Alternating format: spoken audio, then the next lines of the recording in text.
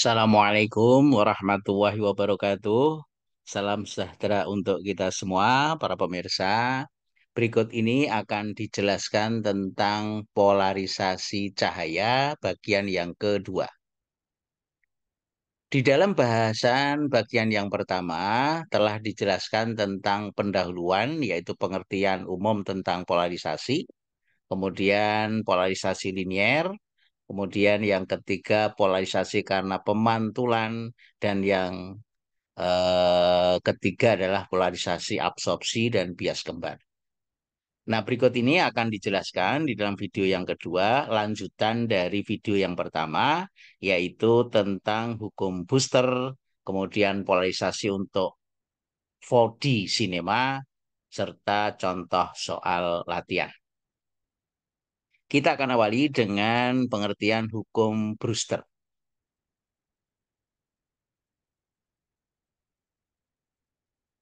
Nah, salah satu penyebab dari polarisasi cahaya itu kita bisa lihat pada fenomena yang selanjutnya dinamakan hukum Booster.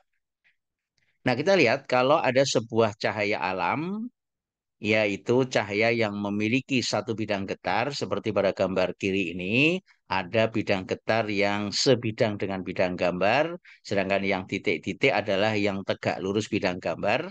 Kemudian ketika mengenai bidang batas yang bisa memantulkan dan membiaskan, maka sebagian cahaya akan dibiaskan dan sebagian cahaya akan dipantulkan.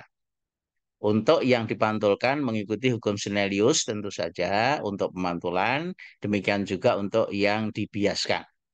Tetapi keduanya, para pemirsa, masih memiliki lebih dari satu bidang getar.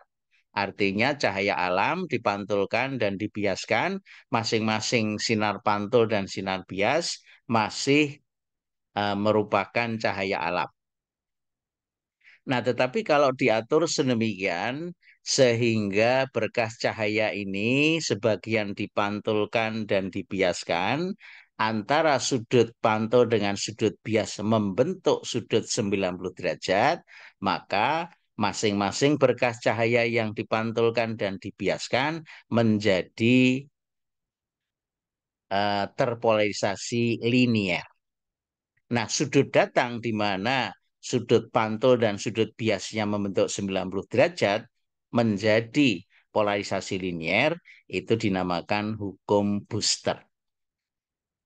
Nah, jadi hukum Booster itu terjadi kalau sudut yang dibentuk antara sinar pantul dengan sinar bias itu sama dengan 90 derajat. Demikian para pemirsa. Untuk lebih jelasnya, kita akan lihat pada soal berikut ini.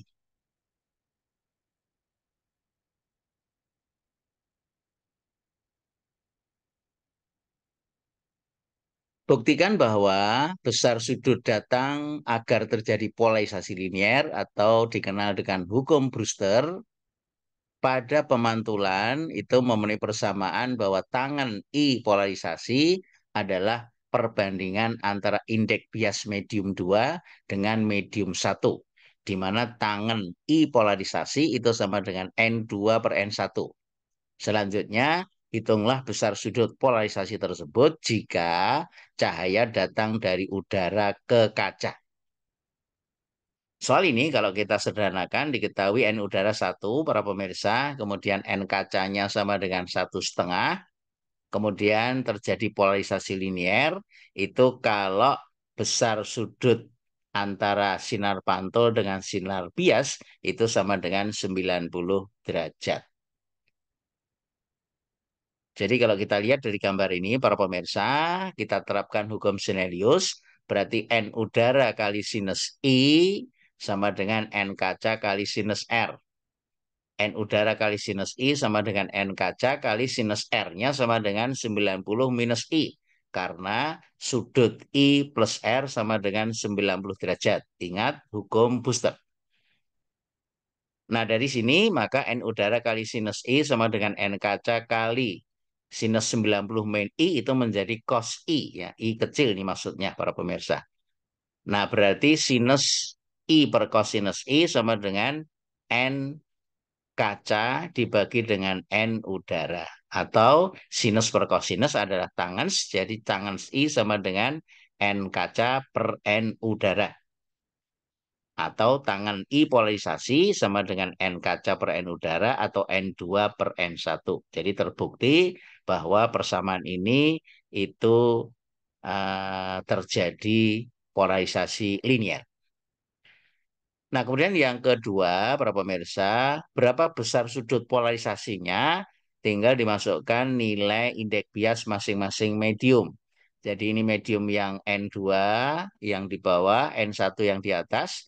Dari tangan I polarisasi itu sama dengan N2 per N1 dari penjabaran di bawah kiri, maka tangan I polarisasi sama dengan NK kaca per N udara, N kacanya 1,5, N udara 1, jadi tangan I polarisasi sama dengan 1,5, maka I polarisasi atau sudut polarisasinya sama dengan arkes tangan dari 1,5. Kalau kita hitung ketemu 56,3 derajat. Jadi 56,3 derajat adalah sudut polarisasi.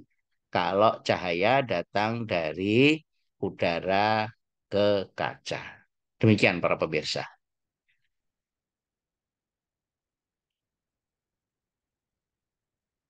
Kita akan lanjut dengan polarisasi untuk film atau 4D cinema. Barangkali para pemirsa pernah melihat ke Ancol, Jakarta, itu ada tayangan tentang 4D cinema. Menurut saya, sebenarnya istilah ini kurang tepat karena yang namanya 4D itu ruang kita itu bukan 4 dimensi tapi 3 dimensi. Jadi kalau kita melihat sebuah tayangan film itu adalah bidang X dan Y, tidak ada ruang masuk ke gambar atau keluar bidang gambar. Jadi sebenarnya 3 dimensi ya, karena kalau 4 dimensi itu sudah alam lain. Demikian para pemirsa ya. Tapi karena ini istilah yang dipakai untuk tayangan yang seolah-olah keluar dari gambar, maka istilahnya menjadi 4D cinema. Nah, proses 4D cinema ini itu dapat dilakukan melalui dua cara. Yang pertama yaitu sistem warna atau anaklik, yaitu merah atau hijau atau merah biru. Nah, jadi kalau kita lihat ini layar yang kita lihat, kemudian kameranya ada dua. Ini kamera untuk dominasi warna merah, kemudian ini warna biru.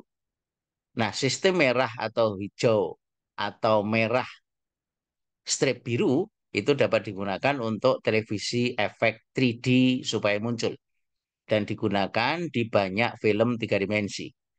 Nah, dalam sistem ini dua gambar yang ditampilkan pada layar, satu merah dan yang lainnya warna biru atau hijau, salah satu para pemirsa.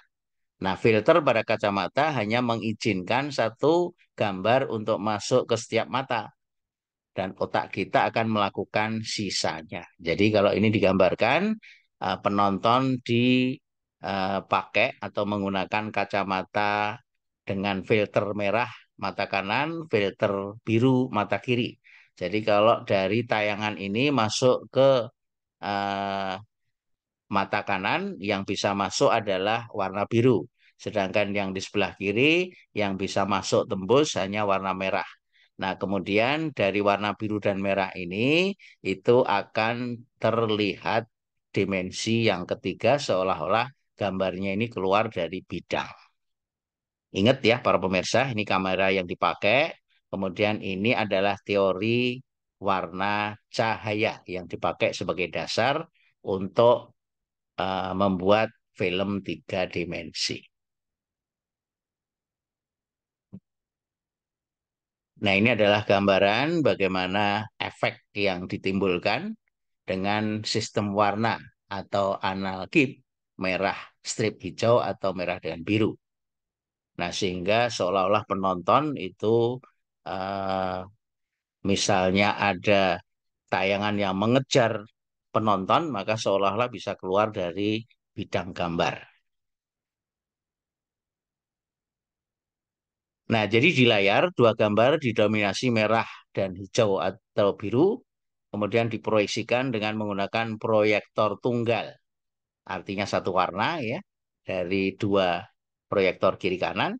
Penonton itu diberi kacamata 3D dengan satu lensa merah dan biru atau hijau dan lainnya, tergantung pada warna film yang digunakan. Bagian merah dari gambar itu terhalang lensa hijau dan sebaliknya. Ini memungkinkan dua retina untuk membentuk dua gambar yang berbeda dan karenanya ilusi optik itu kedalaman gambar akan diciptakan atau muncul dimensi yang ketiga. Nah, kemudian yang kedua para pemirsa untuk membuat film tiga dimensi yaitu menggunakan polarisasi cahaya.